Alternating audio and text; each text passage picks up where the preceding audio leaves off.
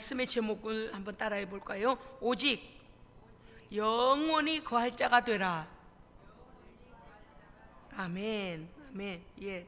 요한일서 2장 12절부터 17절의 말씀은 사도 요한은 이제 이 교회 성도들에게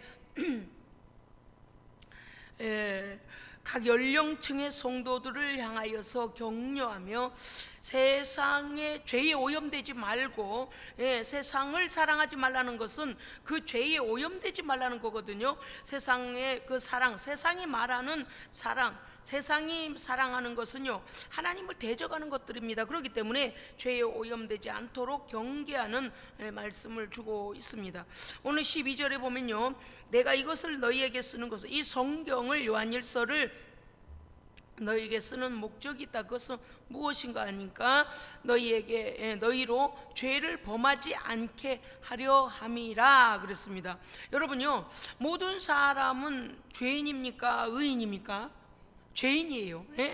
저는요, 이 초신자들이, 아니 초신자라기보다 불신자가요, 처음 복음을 증거하려고 할 때 제가 이렇게 질문했을 때 다 죄인이죠 이렇게 대답한 사람은 참 드문 것 같아요. 되게요, 말을 하지 않고 막 머리로 생각을 해요.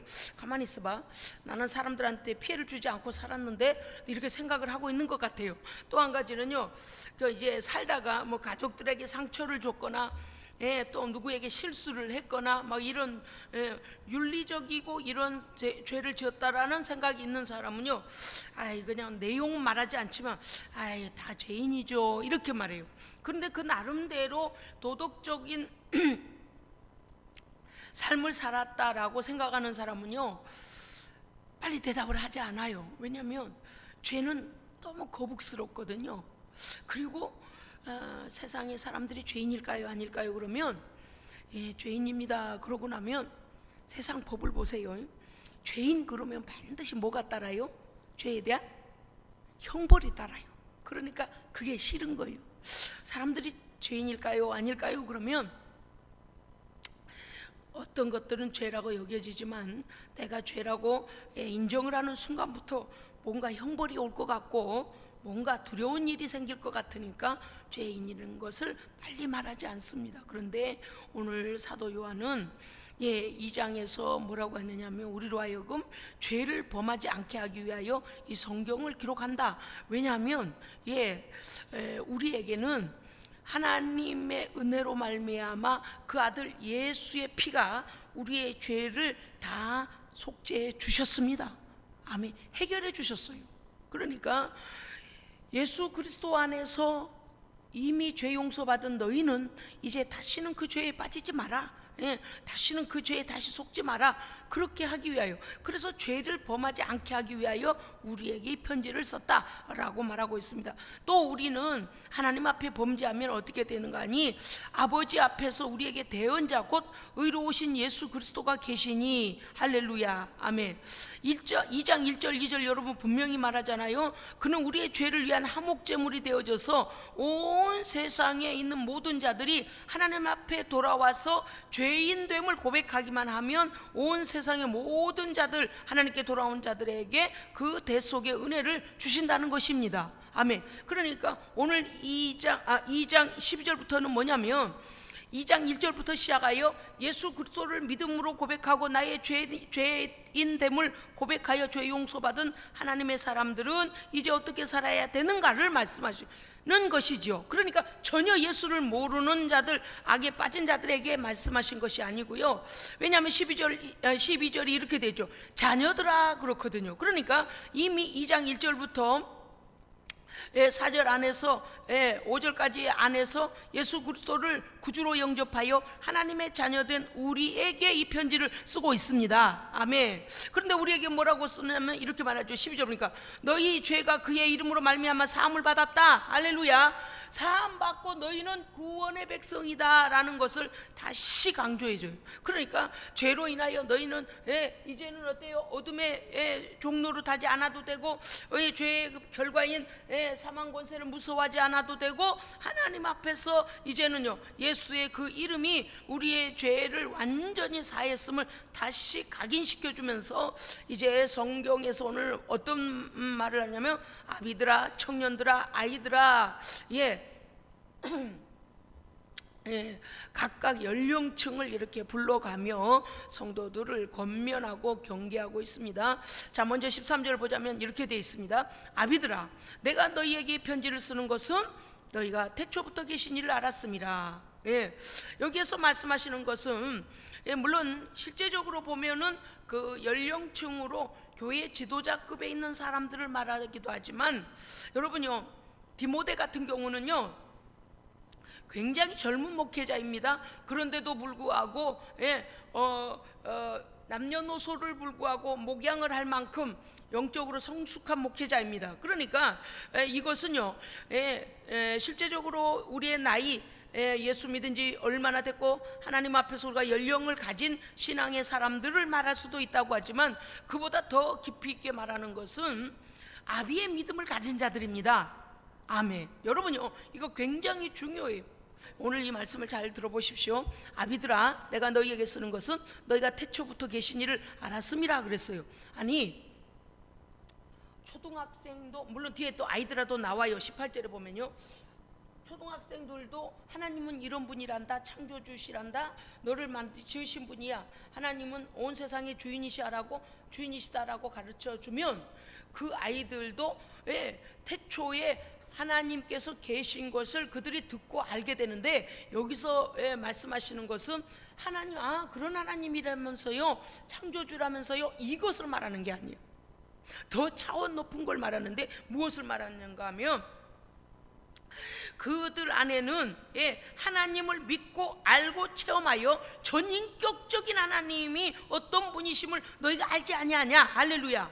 그거예요. 그러니까 단순히 하나님은 이런 분이시란다라는 지식적인 것이 아니고, 우리의 삶의 여정마다 그 하나님이심을 보여주셨고, 그 하나님이심을 체득했고, 그 하나님이 역사를 하셨고, 그 하나님이 어떤 분이라는 것을, 마치 무엇과 같으냐면, 부부가요 결혼하면 한 이불 속에서, 전에는 맞선을 보고, 예를 들어 맞선을 보고 그냥 이런 사람이구나 이렇게 아는 것하고, 결혼하고 나서 한 가정에서 한 침대에서 살아가는 건 달라요. 서로를 아는 게 다르단 말이죠. 그러니까 여기서 아비들아, 너희가 태초부터 계시니 하나님을 알았고 라는 것은 무엇인가 하면, 너희의 모든 삶의 여정에서 하나님께서 어떤 하나님이심을 너희가 체득하여 알고, 할렐루야, 그것이 어른이에요. 믿음의 어른. 그러한 이 말씀이 응하는 사람이 어른. 그러니까 모든 삶 속에서 하나님을 의식하고, 모든 삶 속에 하나님의 약속과 하나님의 말씀이 그대로 내 삶에 투영되어져서 그렇게 살아내는 사람이 아비의 믿음입니다. 그 다음에 보면 이렇게 되어 있어요. 청년들아, 내가 너희에게 이것을 쓰는 것은 너희가 악한 자를 이겼습니다. 여러분, 좀 신기하죠? 아비된 자들에게도 악한 마귀는 계속 미혹하고 넘어뜨리고요, 어린아이들도 미혹하고 넘어뜨려요. 그런데 청년들아, 내가 너희에게 이것을 쓰는 것은 너희가 악한 자를 이겼다. 왜 청년들에게만 이러한 그들에게 이 권면과 경계를, 권면의 말을 하고 있는 것일까요? 여러분요, 여기서 보면요, 청년들하는 것은 무엇인가 하면 가장 왕성한, 믿음이 가장 왕성하고 활동적이어서 믿음의 최전방에서 적의 공격을 막아내되 교회 공동체를 보호하는 믿음의 사람들. 할렐루야. 아까도 말씀드렸잖아요.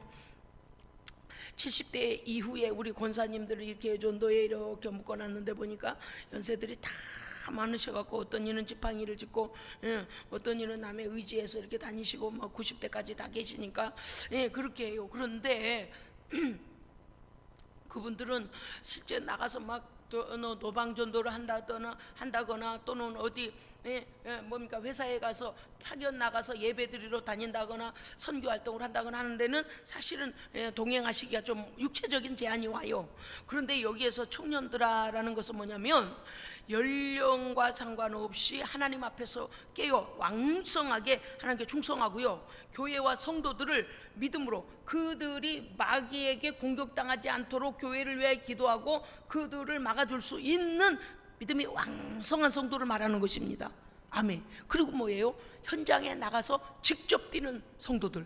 무슨 뜻인가 하면 가장 공격이 심한 것은요, 복음 전할 때 마귀는 가만히 있질 않거든요. 별짓을 다 해요. 마귀가요 막 외부 사람들 통해서 우리에게 실망을 주기도 하고 막 반대 적인 역사가 일어나기도 하고 핍박도 하고 별일이 많잖아요. 그런데 그 모든 것을 최전방에 나가서 이 젊은이의 믿음이 젊은 사람들은 나가서 그와 같이 교회와 공동체를 보호하여, 그러니까 오늘 말씀은 청년들아 내가 너희에게 이것은 너희가 악한 자를 이겼음이라. 아멘. 우리는요 아비의 믿음의 사람도 돼야 하고 청년의 믿음의 사람도 돼야 합니다. 아멘.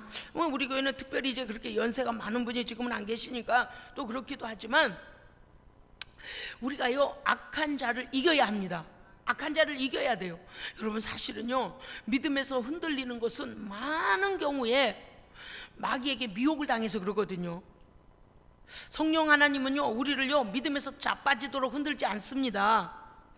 마귀가 하는 거예요. 마귀가 어찌됐든 뭐 마음에 상처가 왔네, 뭐 시험이 들었네, 뭐가 어려움이 왔네, 뭐 어디가 아프네, 뭐 어쩌는 별소리 다 해도 믿음의 자리에서 떠나려고 하는 것은 마귀가 흔드는 거지 결코 성령님이 하시는 일이 아니란 말이죠. 그러니까 우리는 어떻게 해야 됩니까? 청년의 믿음으로 그 악한 자를 이겨야 합니다. 할렐루야. 아멘.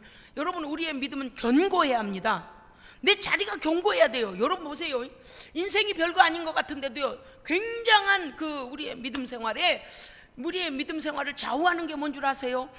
먼저는 거룩하신 하나님의 부르심 앞에 그 공동체 안에서 내 위치가 확실해야 됩니다. 그래요? 그렇지 않아요?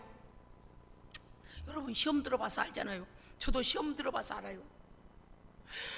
마음이 교회로부터 뜨고 마음이 믿음에서부터 뜨고 막 이렇게 흔들리기 시작하면요 정체성에 혼란이 와요.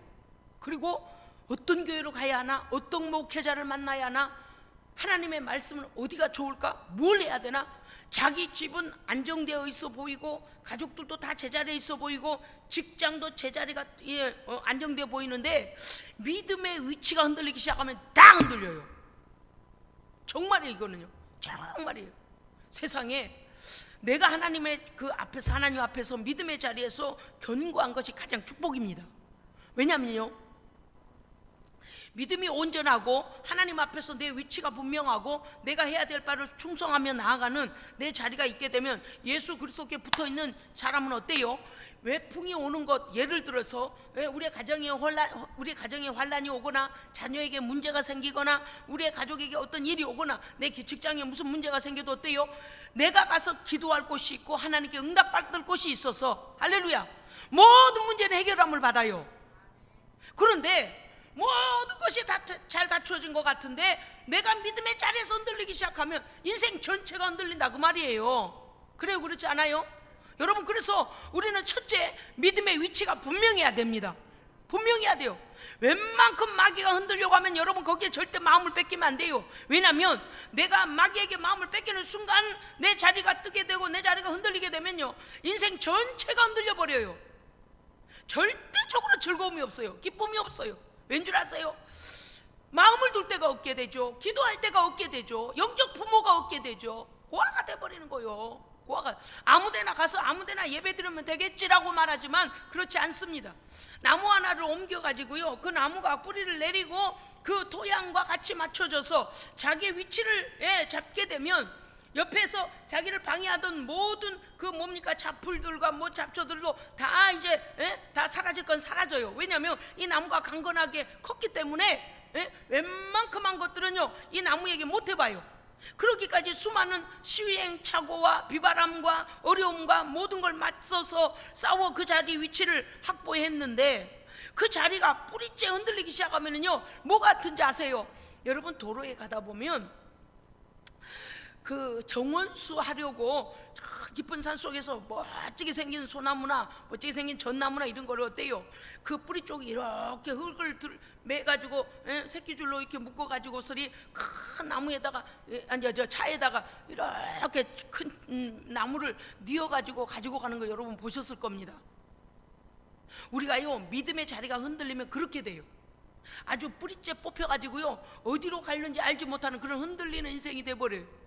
그래서 저는 이게 지금 대강절이고 또 마지막 12월의 마지막입니다만은 12월만 되면 귀신들이요 발악을 하는 역사가 있는데 뭐가 있냐, 이번에는 올해는 이 교회에서 몇 명을 뽑아낼까? 참 어쩌면 그렇게 포기를 안 하나 모르겠어요. 참 희한해. 어쩌면 그렇게 마귀는 12월 연말만 되면요 교회 안에서요 몇 명을 그렇게 믿음이 견고했다고 생각했는데 여러분 이래서 우리가요 항상 깨어 있어야 됩니다. 깨어 있어야 돼요. 참 묘해요. 요번에는 누구를 건드릴까? 요번에는 어떻게, 왜냐하면 연말에 끝내서 다른 곳으로 옮기겠다고 마음을 먹어요. 물론 연중에도 여러 번 마음이 흔들렸을 수도 있겠습니다만은 그래서 뭐냐, 이게 마귀가요 몇 명을 요번에는 누구를 칠까? 누구를 뽑아낼까? 이걸 보고 있다니까요. 기가 막히는 일들이 너무 많아서 말이 안 나와요 정말. 여러분 우리가 이제 신앙생활이 안정되고 보니까 어떻습니까? 정말 이게 큰 복입니다. 큰 복이에요. 왜냐하면 여러분이 이미 아시겠습니다마는 요한복음에 나오는 나는 포도나무니 나는 포도나무요 너희는 가지이니 할 때 나는 포도나무요 하는 예수 그리스도는 포도나무이며 교회의 머리이십니다. 그렇잖아요. 포도나무로 비유하셨지만 교회의 머리시잖아요.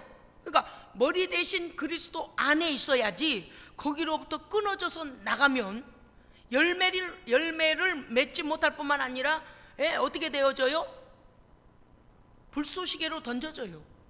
무슨 뜻인가 하면 우리가 예수 안에서 이렇게 우리에게 주신 이 믿음의 평안 이루할 때에 충성을 다해야지 마귀가요 또 충성하는 사람을 또 공격해요.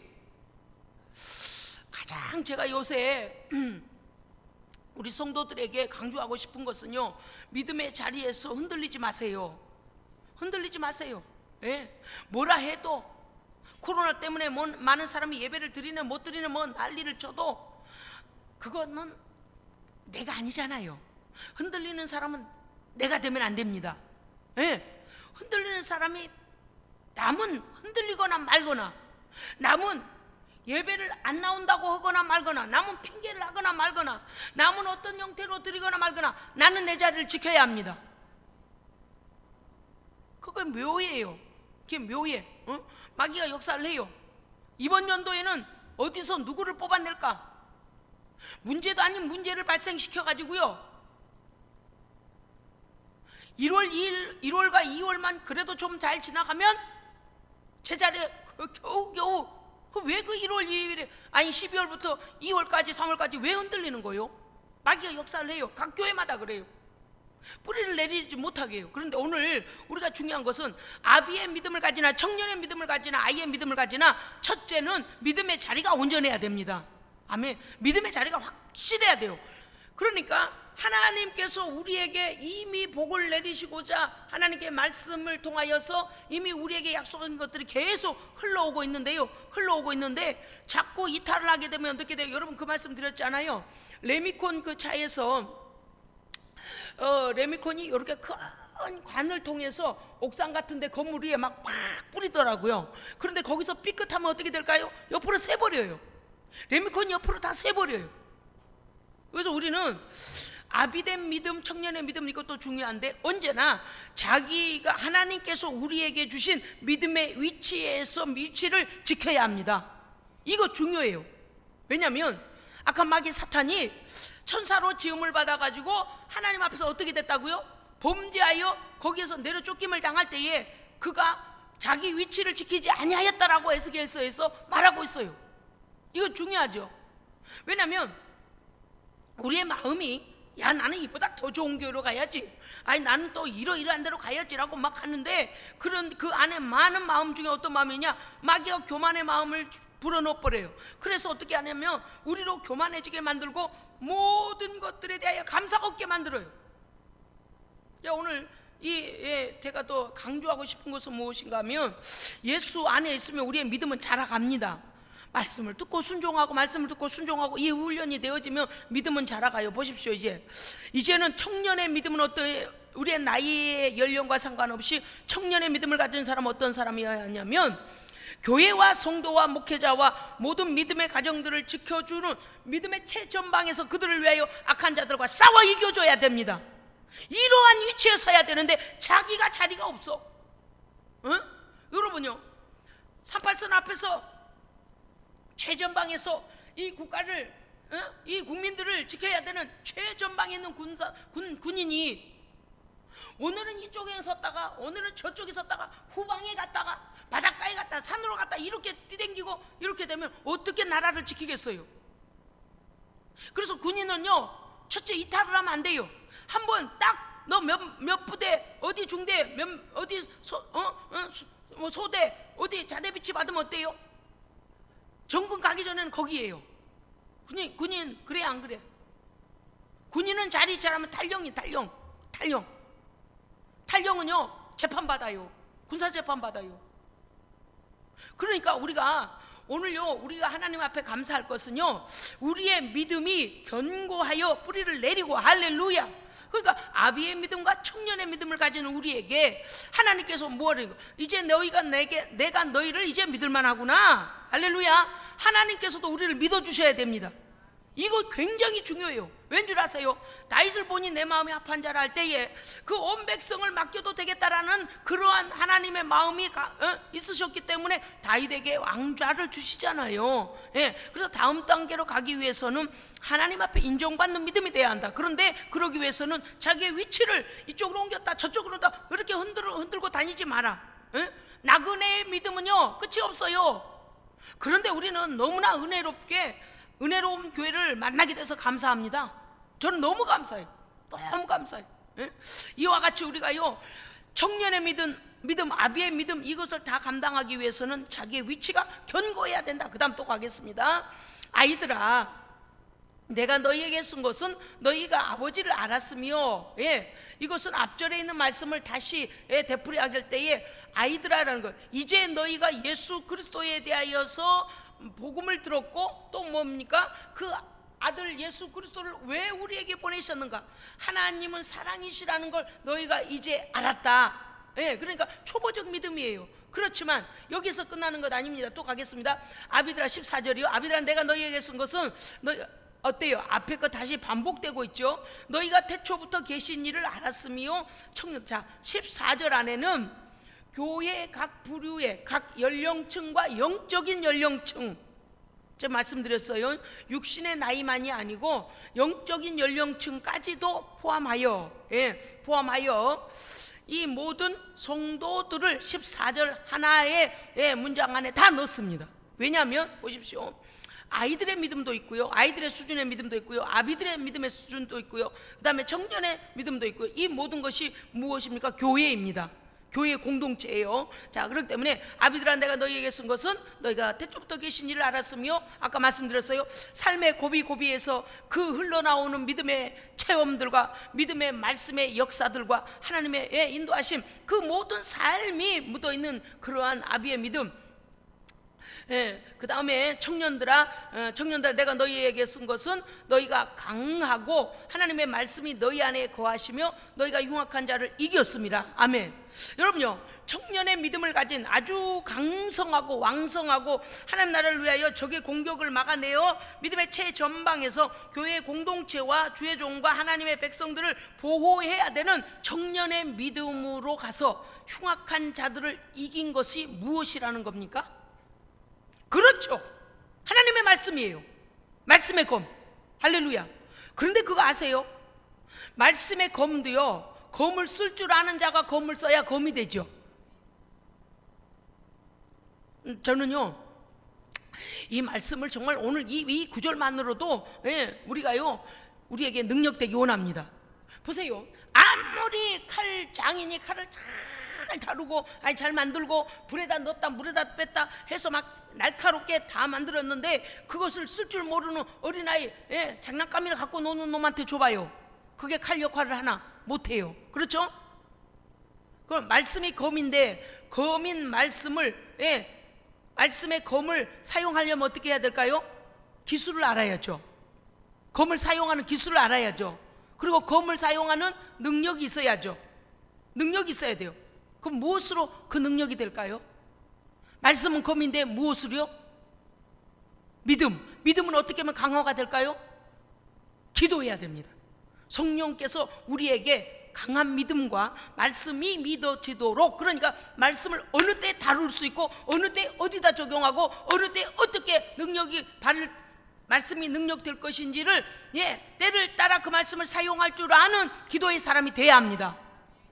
우리가 지식적으로 많이 알아도, 여러분, 우리는요, 오늘 우리가 하나님의 말씀을 들으면서 오늘 다시 생각해야 합니다. 왜냐하면 하나님의 말씀이 너희 안에 거하셔서 너희가 흉악한 자를 이겼다 그랬습니다. 그래서 말씀이 내 안에 있어야 되고, 말씀을 선포하고 말씀을 믿을 때 말씀이 검이 되어 악한 자를 이기는 기도의 능력이 있어야 됩니다. 아멘.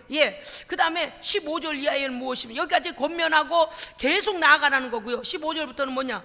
이 세상이나 세상에 있는 것들을 사랑하지 마라. 누구든지 이 세상을 이건 뭡니까? 세속을 말하는 거예요. 세상에 속된 그 쾌락과 욕망과 시기와 질투와 미움과 탐욕과 죄의 본성에서 나오는 것들, 마귀가 장악하는 모든 하나님 반대하는 것들을 사랑하지 마라. 왜냐? 그 안에는 하나님 아버지의 사랑이 없다. 당연하죠. 어떻게 아버지의 사랑이 거기 있겠어요? 아버지를 향한 사랑이 아니라 아버지의 사랑을 잃어버린, 하나님의 거룩성과 성결성을 잃어버리고 악한 자의 뜻을 따르는 악한 것만 있다는 것입니다. 그러므로 우리가요, 세상에, 그러니까 제가 그분을 보고 놀랐던 것은 새 속에 물들질 않으셨더라고요. 그 할머니 권사님이요, 세상이 뭐 이렇게 변하고 저렇게 변하고 사람들이 그렇게 막 지 맘대로 신앙생활을 해도 언제나 바른 말씀으로 딱 교훈하시고, 언제나 그분은요, 하나님 앞에 기도하는 거, 금요일 밤에도 젊은이들도 안 나오는데 어떤 경우는요, 그분은요 기도를 빠지지가 않아요.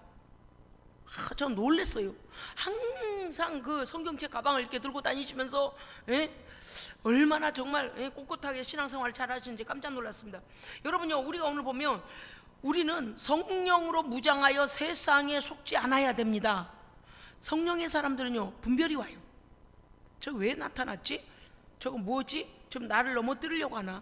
저거 뭐 하려고 저러나? 이걸 그냥 받아들이지 않아요.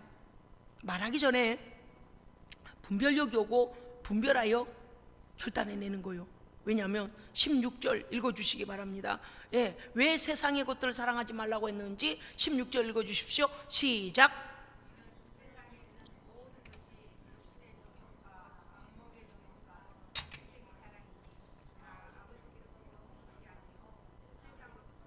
아멘. 여기서 세상은 무엇인가 하면은요, 우리가 이미 알고 있는 거죠.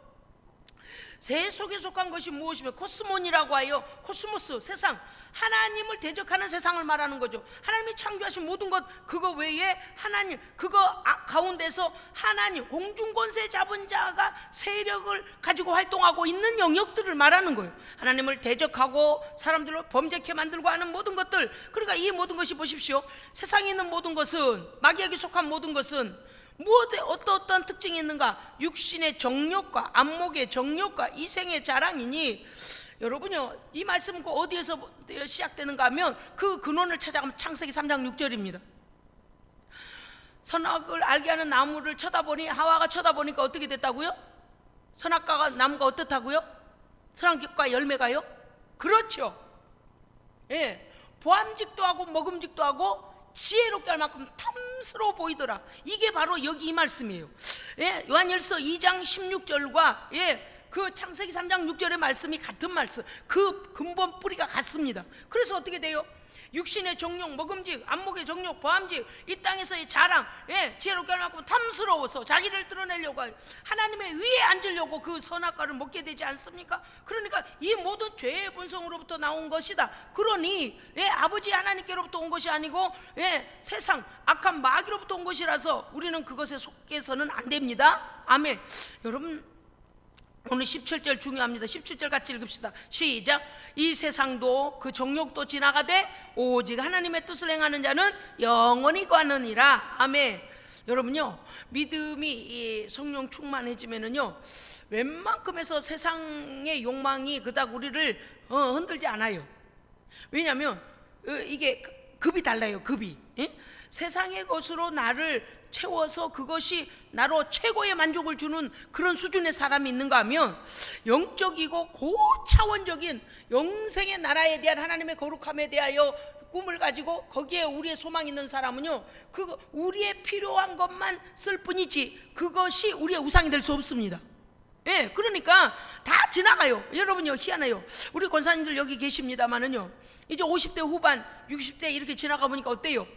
한때는요 막 뻘겋게 칠하고 그냥 막 귀걸이 들렁들렁하고 막 밟지도 하고 막 모든 걸 막 여기도 막 반지도 짖는 대로 끼고 막 그렇게 하는 게 너무나 다 막 그렇게 관심이 갔었잖아요. 그런데 시간이 가면 갈수록 그러한 것이 그렇게 마음을 뺏지를 못해요. 우리 마음을 뺏지를 못해. 그러니까 무슨 뜻인가 하면, 있으면 어쩔 수 없이 예의상 해야 될 자리에서는 하고 가겠지만 그러한 것에다 인생을 맡길 만큼의 가치가 없게 되더라, 그 말이에요. 이와 같이 이 땅의 모든 것은요, 우리가 이미 알고 있는 베드로후서 말씀이나 이 데살로니가 말씀에서도 뭐라 그랬어요? 이 녹아서 불타버릴 것들, 그렇잖아요. 녹아서 영생에까지 우리를 인도하지도 못할 것들에게 우리의 인생을 맡길 필요가 없습니다. 아멘.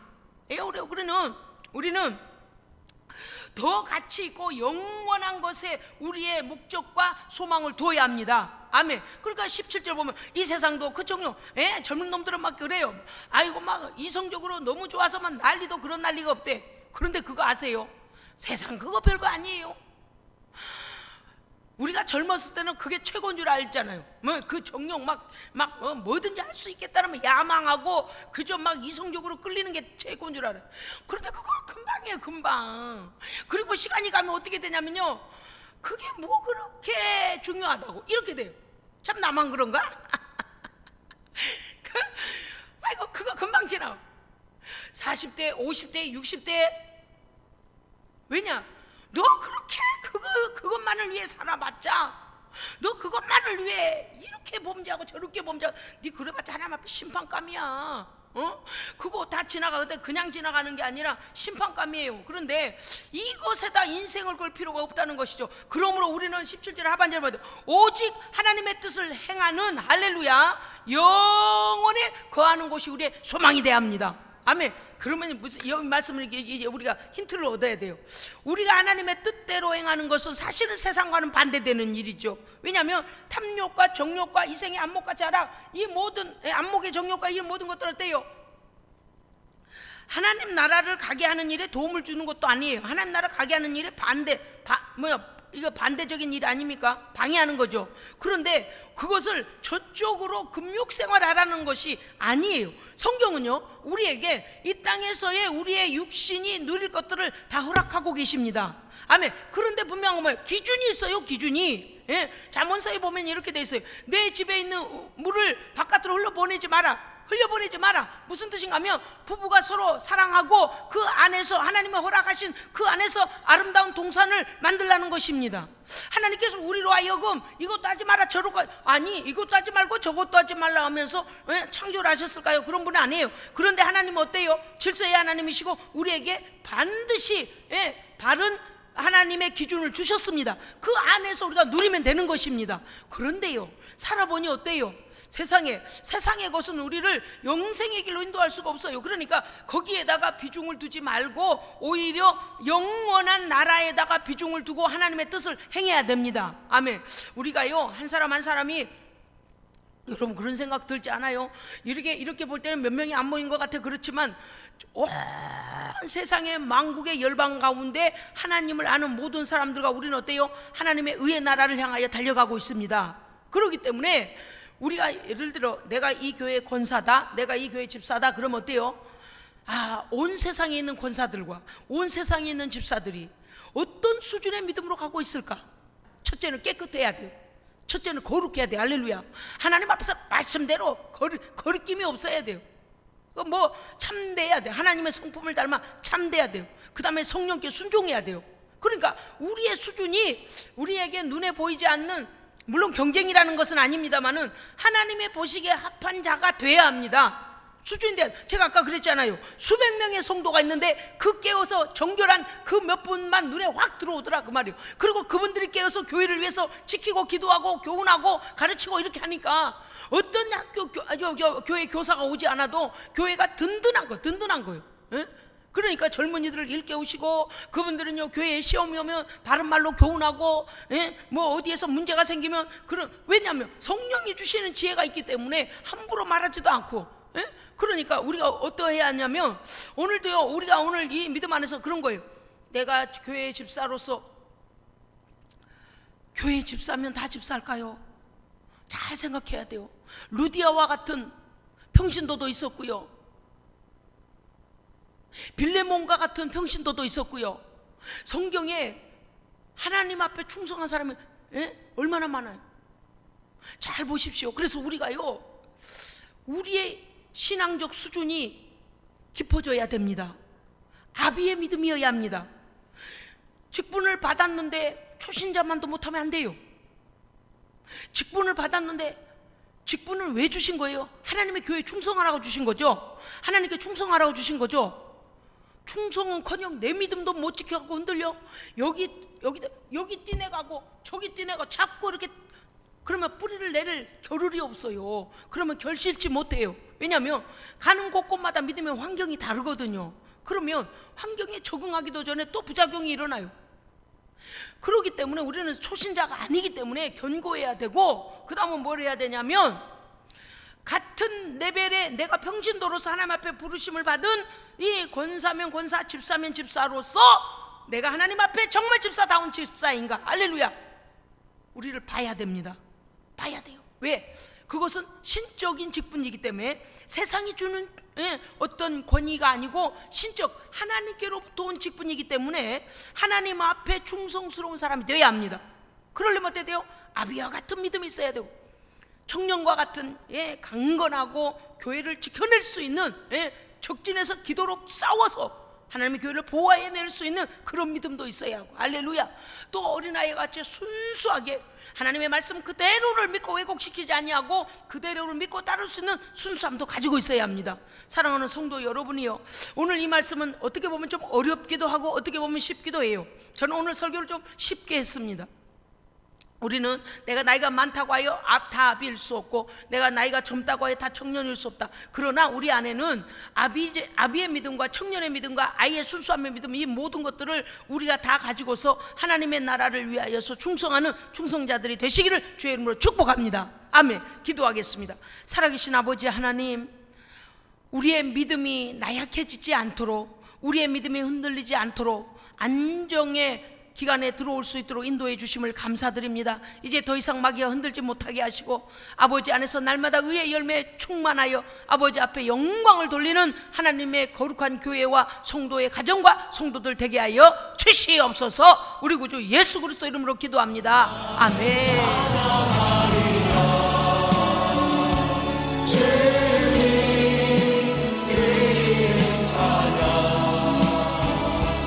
예수